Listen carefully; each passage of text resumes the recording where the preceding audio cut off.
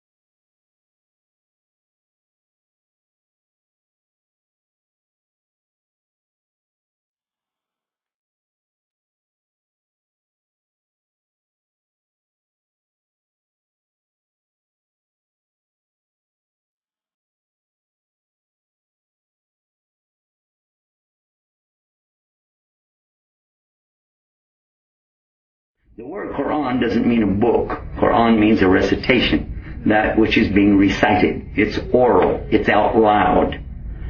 And it was learned by Prophet Muhammad, peace be upon him, not from reading a book or from scrolls, but rather from actually hearing it from the angel Jibril. It's one of the miracles of the Qur'an is that it is a recitation. And it is not something that the Prophet ﷺ wrote down on a piece of paper and said, pass this on to the next generation. Instead, they memorized it mouth to ear and passed it on generation upon generation. Today, over 10 million people have totally memorized the Quran in the Arabic language. And it has no changes in it. There's no versions to it. There's just the Quran. There are many who are enemies to Islam who will go to great lengths to try to present a corrupted form of what I just told you, trying to take these things and twist them around to mean something else.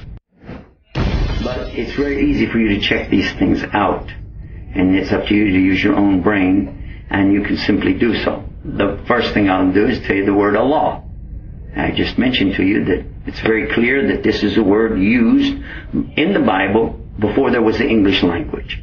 The easiest way to check it out is to go to any hotel or any motel on the earth and go to the little drawer by the bed, open it up, and you're going to see a Bible. Open up that little Bible placed there by the Gideon Society, turn 5 pages, and it'll tell you right there examples of the languages that they've translated this book into. One of them is the Afrikaans language, alphabetical order, and then the second one is Arabic. In the Arabic, you look at it in Arabic language, it uses the word Allah on about the 4th word.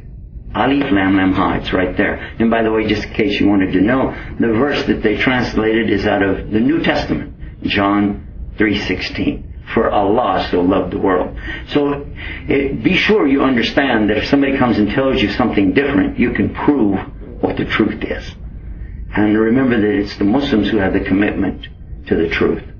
We cannot lie because we can go to hell forever. We have to stick with. The truth is clear, and Allah said in the Quran, Ya ayyuhalladhina amanu wattaqullah wa qulu qawlan sadida. O you who believe, have taqwa for Allah and always speak the truth. This is imperative. For us, it's not an option.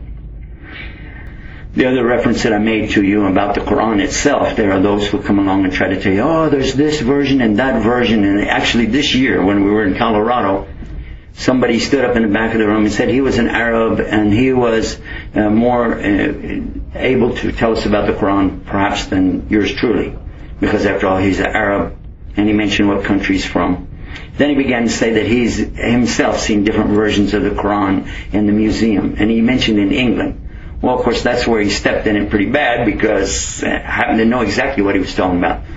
There are 3 actually Qur'ans that are very ancient. One is in Tashkent, Uzbekistan. One is in Istanbul in the Topkapi Museum. The other one is in England right now in the museum there. And all 3 of these are identical.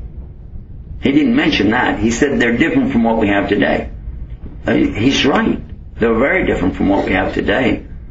But the words are exactly the same. The reason they're different is because Arabic has no vowels. There are no vowels in the Arabic language. There's no a, e, o, u like that. You don't have it. This is formed by understanding how to use the consonants. That's how you do it. But for the people who are not familiar with Arabic, somebody came along and decided, let's put in tashkil markings to help the person understand that's not familiar with Arabic, so they'll say the right word. I'll give you an example. Siratul ladina an'amta alayhum ghayril maghdubi alayhum waladallin. How many of you think that that's wrong the way I said it? Raise your hand. It's wrong. Is it? But if you don't have vowel markings, you can't tell, because alayhim and alayhum is exactly the same word. It's whether you put a kesra or whether you put the dhamma over the ha. Alayhum or alayhim. It's the exact same word. And by the way, it has the same meaning either way, so it wouldn't really matter which one you said, because it does carry the same meaning. But most of us, we say alayhim, yes? And it happens to be one of the different of the qira'at, or recitation of the Qur'an. Now, pay attention. We didn't say the Qur'an in English. Allah said it's Qur'an only in Arabic. Read it. It's a recitation in the Lughat al-Arabiya. Yes or no? Absolutely. So if you translate it, Yusuf Ali, Marmaduke Pickthall, Halali and Khan, whatever, if you translate it to English, is it still the Quran? No. In fact, that's the problem. A lot of people, these journalists and so on today, they start quoting the Quran. Only they're not really. They're quoting an English translation. And they will go through 15, 16, 17 different translations till they find a word that they're looking for. Aha! Right there. See, it says in the Quran right there. It doesn't say in the Quran. Quran is recitation. We even said, in the beginning of the speech, I disqualified that statement, didn't I? It's not a book. And it's in English. Hello? So likewise, we're going to say the same thing about the Bible. Unless you've got the original, if you've got Moses' signature somewhere, bring it. If you can show us something we can get, at least do a carbon dating and prove that Jesus or somebody at his time wrote it, at least then we'll look at it. But in the meantime, when you're coming up with translations in Latin, Koine Greek, and you're calling that's the Bible? No. Well, the scholars themselves said that's not the Bible. But it represents the Bible to them. What represents the Quran to us is much more clear, though, because there's only one. بسم الله الرحمن الرحيم. نون والقلم وما يسطرون ما أنت بنعمة ربك بمجنون وإن لك لأجرا غير ممنون وإنك لعلى خلق عظيم فستبصر. We should be ready to give an account to justify ourselves. That's the meaning of Iman. Iman is not properly translated faith, which usually means, in English, faith means a promise to believe something even though it seems it must be impossible. You believe it without evidence. That's faith. Iman is not that. The root meaning of that word means confirmation. Emunah means when you check on something. You believe it because you looked and you saw indications that it was true. Doesn't mean necessarily you prove every item, but you look and you see this agrees with what I know so far. You've thought about it, so your Iman grows. And you're supposed to do that all your life. I'm afraid that Muslims very often don't have the confidence to deal with these things.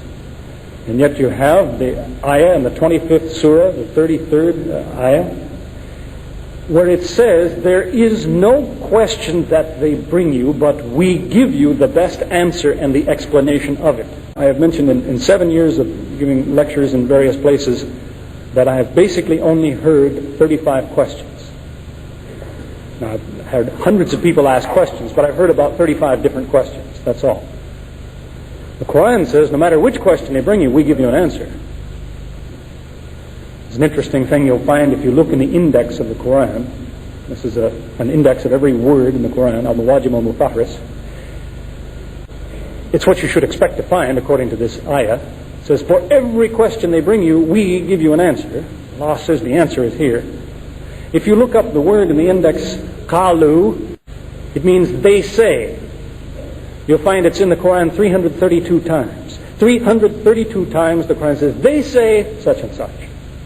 And if you look up the word kul, which is the command say, you'll find it's in the Quran 332 times. Now, for everything they say, you tell them this. By way of advice, I suggest, if you're going to take up this kind of activity, to arm yourself with the knowledge of the Quran and the answers it gives. There's a number of things to keep in mind. Be very careful that you are considering the original wording of the Quran. I don't know of any translation in any language that doesn't contain some mistakes in the translation. Or if not mistakes, it does not make the point clearly enough, as in the Arabic. Now, that's not to say every Muslim has to learn Arabic, but that is to say that the real answer to a lot of problems is contained in the Arabic.